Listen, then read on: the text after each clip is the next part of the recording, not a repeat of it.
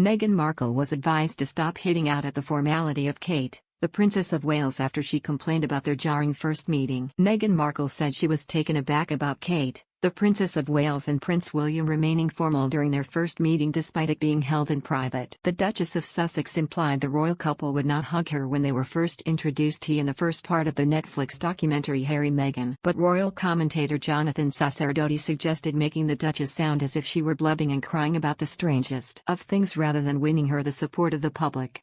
Speaking to US Weekly, Mr. Sacerdote said, "That was another shocker in there, that the royal family is formal. Who would have thought?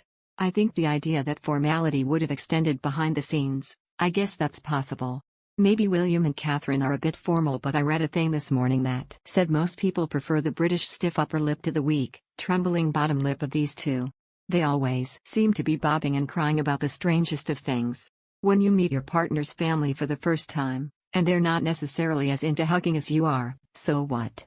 Who cares? Why are we listening to these sorts of whinges?"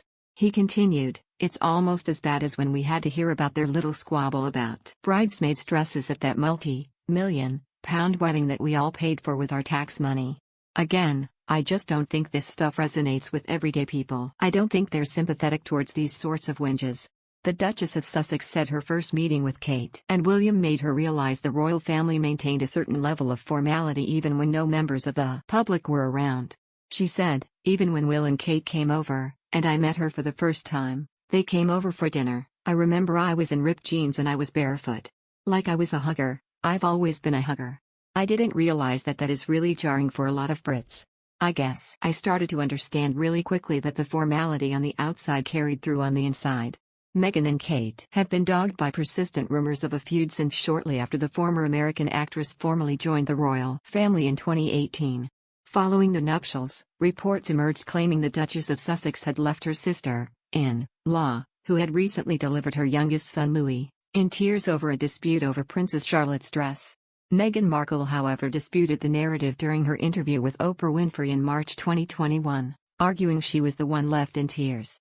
She said, "The narrative with Kate, which didn't happen, was really, really difficult and something that, I think, that's when everything changed, really." Meghan continued, "A few days before the wedding, she was upset about something pertaining to flower girl dresses. And it made me cry.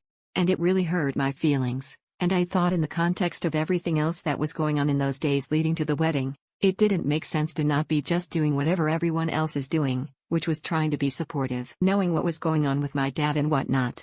She added, "I don't think it's fair to her to get into the details of that, because she apologized. And I've forgiven her. What was hard to get over was being blamed for something that not only I didn't do, but that happened to me. And the people who were part of our wedding going to our comms team and saying, 'I know this didn't happen.'"